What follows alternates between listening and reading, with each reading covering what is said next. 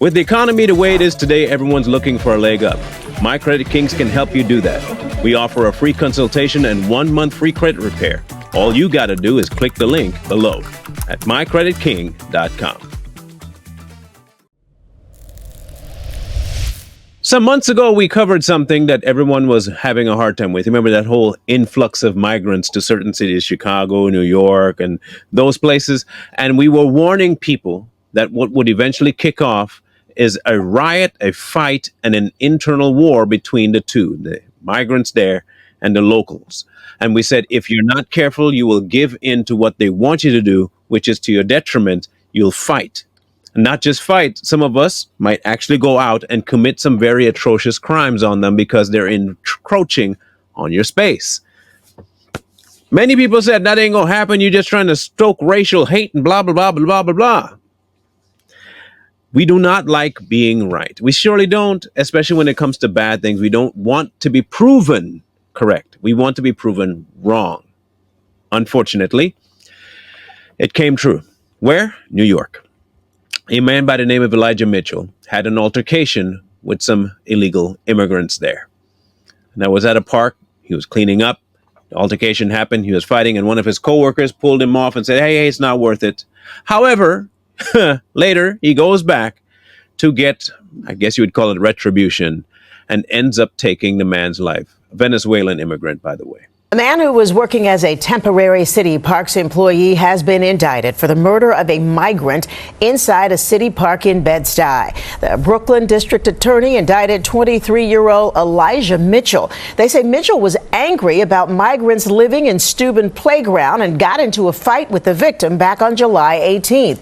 3 days later, they say Mitchell came back to the park in Bed-Stuy and shot the victim in the chest, killing him. Now, Elijah, black man. Thought we'd put that out there because those were the people we were talking to, Black America. When we told you they were trying to get you to react, when we told you they were trying to get you to be mad, when we told you they were pushing for you to be violent in order to demean you and to put you in a category to eventually replace you, we were laughed at. We were called all kinds of names. We were told we were just hate mongering and fear mongering and every other mongering you can think of, we were told. And you know what else we're going to be told after you watch this? Well, that's just a one-off. It's only happened in one place. Let me ask you a question. How many times does it not just take one thing for everything to kick off? There used to be a song I sang. It says, it only takes a spark to get a fire going. Most forest fires don't start with a bomb. Okay, they start with a little cigarette someone tosses out, and it ain't fully, lit. It's not on fire. They're just embers. And that ember lands on really dry brush. And all of a sudden, it lands and you hear this, and then flames. And then it catches more dry brush and more. And before you know it, 1,000 acres are gone. And you have firemen, crews all over the place trying to stop this thing from spreading, and you can't. Now it's become a ridiculously huge fire and is taking out swaths of the country. Do not for a minute think that it'll take 15 million episodes for this thing to kick off. It only takes one. And it'll take one person to think, wait a minute, he's doing the right thing because they're trying to do this and do that. I'm going to be the next one to do it. And before too long, they're not the problem, you are. They are inviting them here. They've been trying to tell you to be quiet. And all of a sudden now you are trying to step into their plans by protecting yourself. And just like in any good football game, they always catch the second guy. You know what I mean? Scrimmage, at the line, and one guy pushes the guy's head, and the ref doesn't see that. But they see you retaliate and push him back. Flag, 15 yards penalty, defense. But, no, shut up. I saw you. But he pushed. We don't care who pushed first. You retaliated. What do you have to teach that team member? Keep your cool. You'll get them on the next play legally. When you're in the trenches, you put your head down and you push them back past the line. That would be discipline. They're banking on you being hot headed and costing your team the win. Now, they know you can, they're fully aware of that, but they don't want you winning. Why do you think they're all here? You're being replaced.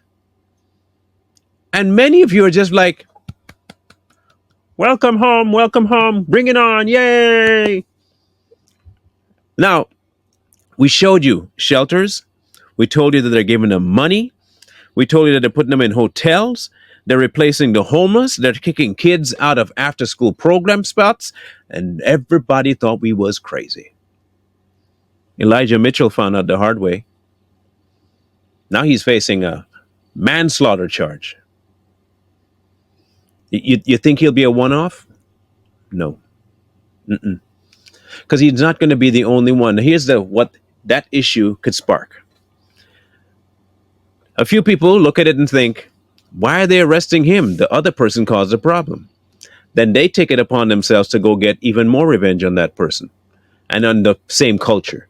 And now you've just sparked from one event, 15. So now the immigrants fight back and they go after them. And now it's a back and forth and back and forth. And before too long, the entire neighborhood is fighting. But who do you think they're going to arrest?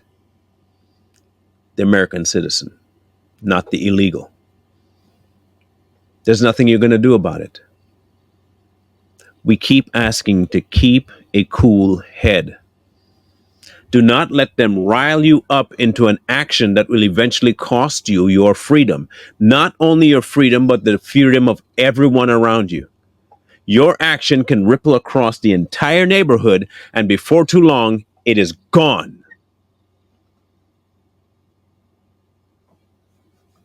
I don't know how else to explain this to people, and I don't exactly know if people are going to listen. I have no clue. All we can do is show you that what we said was going to happen is beginning to happen. It is not going to be just one place. I'm sure there are multiple other situations where this has happened, and not just in New York. I can almost guarantee you that there have been a few cases in Chicago that they're not telling you about. And if that's happening, the people on the ground know. And if the people on the ground know, they're going to find a way to retaliate. And if they retaliate, it's going to be a tit for tat, except it's not going to be just verbal. This will be a tit for tat with blood in the streets. And since they're coming in and are slowly creeping up on your number, hear me out. Let's say there are 47 million African Americans in this country. With just the influx within the last 3 years, they are now ranging in somewhere between the 20 to 30 million range. I want you to listen carefully. The population of African Americans is 47 million or so. And that's giving you a high end number. In just 3 years, they've already surpassed 2/3 of that. What do you think is going to happen in the next 2 years? You're going to be eclipsed. And once you're eclipsed, there is nothing left for them to do to you, for you, that will help. You're going to be a second fiddle, last in the race, water boy, equipment manager. Maybe some of you want that. That's okay. I mean, that's your choice. But for those of you who are trying to your best to make it in this place that we are right now, please, please do not give in to the anger. We understand it's frustrating. But this is a time to think soberly, keep your head on a swivel, and focus head first, going for it. Retaliation will not get you anywhere. In fact, you'll end up just like Mr. Mitchell, behind bars. And there'll be no more recourse for you past that point. Because at that point, you are now the enemy. You thought you was before? That's just the beginning. With what's coming down the pike, they're about to end you. And the only one that can stop it is you.